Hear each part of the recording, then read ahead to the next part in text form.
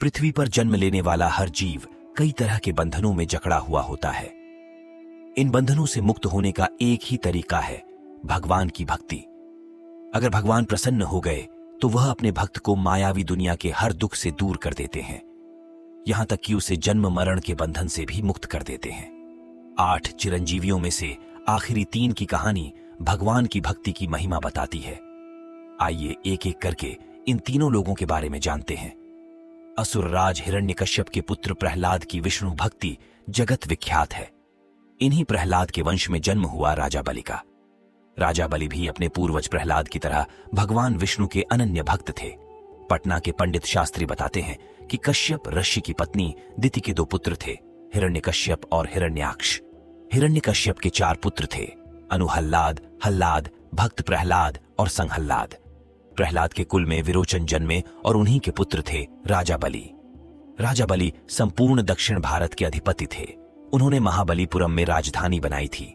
आज भी केरल में ओणम का पर्व राजा बलि की याद में मनाया जाता है। पौराणिक कथा के अनुसार राजा बलि ने दिग्विजयी होने के लिए अश्वमेध यज्ञ किया। इसे पूरा करने के लिए उन्होंने देवलोक पर आक्रमण किया। इस युद्ध में देवराज इंद्र पराजित हुए और देवलोक पर राजा बलि का अधिकार हो गया। राजा बलि से भयभीत देवगण भगवान विष्णु की शरण में गए।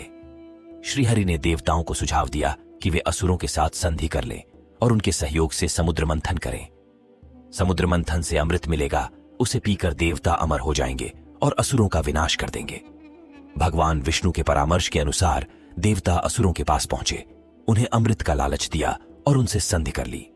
मदराचल को मथानी और वासुकी नाग को रस्सी बनाकर क्षीर सागर का मंथन किया गया।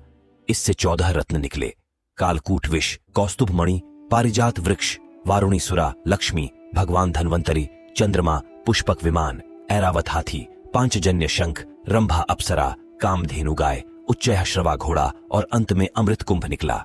अमृत कलश के लिए देवताओं और दैत्यों में युद्ध छिड़ गया। भगवान विष्णु वहां मोहिनी नारी के रूप में पहुंचे और अमृत को दोनों पक्षों में बराबर बराबर बांटने का प्रस्ताव रखा। उनके मोहिनी रूप पर मोहित होकर दैत्यों ने अमृत कलश उन्हें सौंप दिया। भगवान विष्णु ने सारा अमृत देवताओं को पिला दिया। देवता अमर हो गए।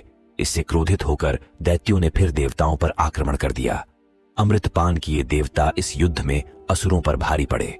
इंद्र ने वज्र से प्रहार किया और राजा बलि की मृत्यु हो गई। लेकिन असुरों के गुरु शुक्राचार्य ने संजीवनी मंत्र से राजा बलि को फिर जीवित कर दिया। असुरराज बलि ने अपनी सेना बटोरी और पूरी ताकत से देवलोक पर आक्रमण किया और देवराज इंद्र को हरा दिया। देवगण फिर भगवान विष्णु की शरण में पहुंचे। विष्णु ब्राह्मण वेश में यज्ञ कर रहे राजा बलि के यहां पहुंचे। उन्होंने 3 पग भूमि मांगी, जिसे राजा बलि सहर्ष देने को तैयार हो गए। लेकिन भगवान ने तुरंत विराट रूप धरा और एक पग में भूमंडल, दूसरे में स्वर्ग नाप लिया। उन्होंने तीसरे पग के लिए बलि से पूछा कि अब कहां पांव रखूं। बलि ने कहा, अब तो मेरा सिर ही बचा है। इस प्रकार विष्णु ने बलि के सिर पर तीसरा पैर रख दिया। बलि की भक्ति से प्रसन्न होकर विष्णु ने उन्हें पाताल लोक का अनंत काल तक राजा बने रहने का वरदान दिया। इसलिए मान्यता है कि राजा बलि को अमरत्व हासिल है और वह अब भी पाताल लोक में राज कर रहे हैं। राक्षस राज रावण के छोटे भाई विभीषण को सभी जानते हैं, लेकिन बहुत कम लोगों को पता है कि विभीषण अमर भी हैं। पंडित संतोष शास्त्री बताते हैं कि भगवान राम के अनन्य भक्त विभीषण बाल्यकाल से ही धर्मपरायण रहे। वह अपने बड़े भाई रावण के धर्म विरुद्ध कार्यों का विरोध भी करते थे। उन्होंने लंका युद्ध में भी धर्म का पालन करते हुए भगवान राम का साथ दिया। इसलिए भगवान ने उन्हें अजर अमर रहने का वरदान दिया। विभीषण ने ही राम को कुंभकर्ण, मेघनाद और रावण की मृत्यु का रहस्य बताया था। विभीषण महर्षि विश्रवा और असुर कन्या कैकेसी के पुत्र हैं। रावण और कुंभकर्ण उनके बड़े भाई थे। विभीषण की पत्नी का नाम सरमा और बेटी का नाम त्रिजटा था। कहा जाता है कि रावण, कुंभकर्ण और विभीषण ने बहुत दिनों तक कठोर तपस्या करके ब्रह्मा जी को प्रसन्न कर लिया। प्रसन्न ब्रह्मा जी ने वर मांगने के लिए कहा। रावण ने त्रिलोक विजयी होने का वरदान मांगा तो कुंभकर्ण ने इंद्रासन की जगह गलती से निंद्रासन मांग लिया। वहीं विभीषण ने भगवत भक्ति मांगी थी। इस भक्ति के बल पर ही भगवान राम की उन पर कृपा हुई और आज वह अमर हैं। अष्ट चिरंजीवी में 8वें चिरंजीवी हैं महर्षि मार्कंडेय। पंडित संतोष शास्त्री बताते हैं कि महर्षि मार्कंडेय को भले ही कम लोग जानते हों, लेकिन उनके रचे महामृत्युंजय मंत्र से सभी परिचित हैं। उन्होंने ही मार्कंडेय पुराण की भी रचना की, जिसके एक अंश दुर्गा सप्तशती का पाठ नवरात्रों में सबसे अधिक किया जाता है। महर्षि मार्कंडेय के पिता मृकंडु मुनि ने अपनी पत्नी के साथ घोर तपस्या की और भगवान शिव को प्रसन्न किया। भगवान शिव के वरदान से उन्हें पुत्र रत्न के रूप में मार्कंडेय की प्राप्ति हुई। शिव ने मृकंडु से पूछा कि तुम्हें दीर्घ आयु वाला गुणहीन पुत्र चाहिए या अल्प आयु वाला गुणवान पुत्र। तब मृकंडु ने गुणवान पुत्र की कामना की। उस समय भगवान शिव ने मार्कंडेय की आयु मात्र 16 वर्ष निश्चित की। ऐसे में जब मार्कंडेय का 16वां वर्ष प्रारंभ हुआ तो उनकी मौत के बारे में सोचकर पिता शोक से भर गए।